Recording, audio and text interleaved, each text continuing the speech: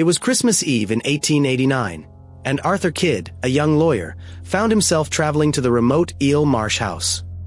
He had been tasked with settling the estate of the late Mrs. Drablow, a reclusive widow who lived in isolation on the edge of a foggy marsh. The journey was foreboding, but nothing could prepare Arthur for the horrors awaiting him. As Arthur explored the house, he uncovered letters and documents that told a heartbreaking story.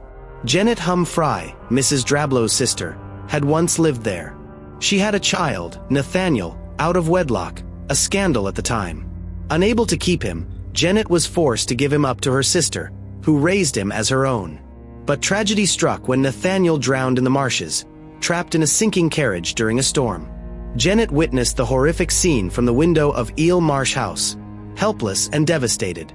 From that day on, she was consumed by grief and rage. Soon after, Janet's spirit began to haunt the marshes, becoming the woman in black. Arthur saw her first at the funeral, a gaunt, pale figure dressed in black, watching from a distance. Then she appeared at Eel Marsh House, her presence cold and menacing. Arthur began hearing strange noises, a rocking chair creaking in an empty room, a child's cries echoing through the house. Each encounter brought him closer to the truth. Janet's ghost was not at peace.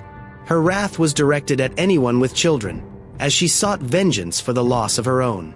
Arthur realized the terrible pattern. Every time someone saw the woman in black, a child in the nearby village would die under mysterious circumstances. Desperate to end the curse, Arthur tried to lay her spirit to rest by retrieving Nathaniel's body from the marsh and giving him a proper burial. But even this act of compassion was not enough. Janet's anger was eternal, her presence an unshakable shadow. In the end, Arthur himself became a victim of her vengeance. While enjoying a rare moment of happiness with his family, tragedy struck, and the woman in black claimed her final revenge.